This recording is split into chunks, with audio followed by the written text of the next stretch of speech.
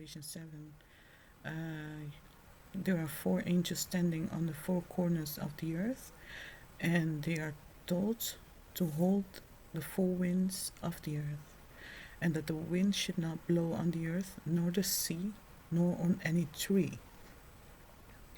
That's like the first three trumpet blasts.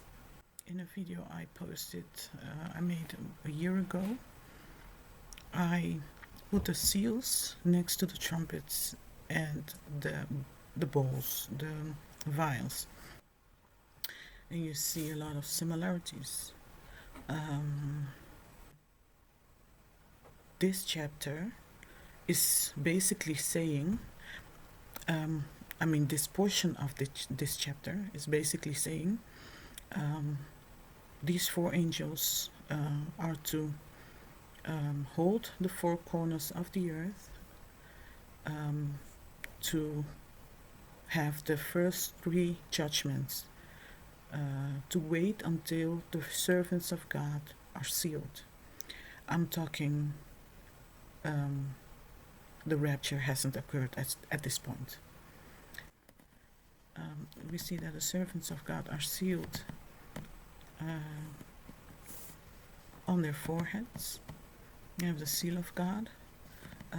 We see this same thing with the overcomer. They will have the name of the Lord, his God, written on them.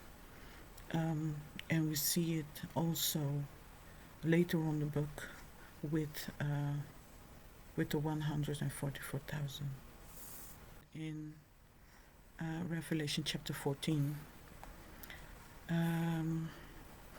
And you see two groups of people in chapter 7. After this, you see the 144,000.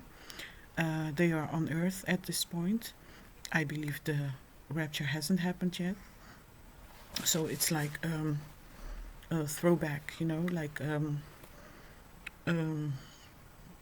you have the seals opening, then the seventh seal is stopped, and we go back to these two groups. You see group number 1 is on earth and must be sealed. The sealing, that's Revelation 3, the Church of Philadelphia. It's the reward of the overcomer. This group, the 144,000, are Israelites. They're not only Jews. We know that the Jews in Israel right now are mainly from the tribe of Judah and Benjamin. The other tribes were scattered a long time ago, and they are mingled themselves with all sorts of people. So it could be anybody. The Lord knows who they are. And the second group we see in this chapter appears in heaven. And now we are in the middle of the tribulation, or at least we are in the tribulation, because this multitude, because this people, because this group is the multitude no one could count, and they are which came out of the great tribulation and have washed their robes and made them white in the blood of the Lamb. So you have the 144,000. They have the Father's name written on their foreheads in chapter 14. They sang a new song in chapter 14 before the throne and before the four beasts and the elders. There is your clue. And this song no one else could learn, but only the 144,000, which were redeemed from the earth. And they were not defiled with women, for they are virgins. And I believe this pertains to a spiritual condition.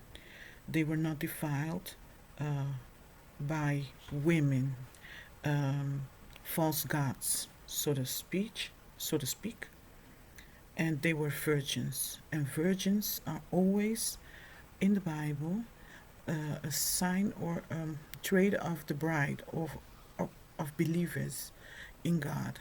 You have the five, you have the 10 virgins. 5 are foolish, 5 are wise.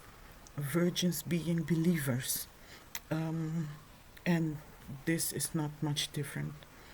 Um, and still in chapter 14, and they follow the Lamb whithersoever he goeth.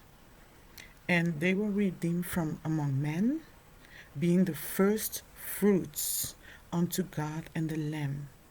And in their mouth was found no guile, for they are without fault before the throne of God. So these 144,000 are overcomers. I cannot have another conclusion. I cannot have another conclusion. They have to be, these are the overcomers. They are perfect before God and accounted worthy when He comes and takes His bride. They are the bride. That's the bride. That's the true overcoming church.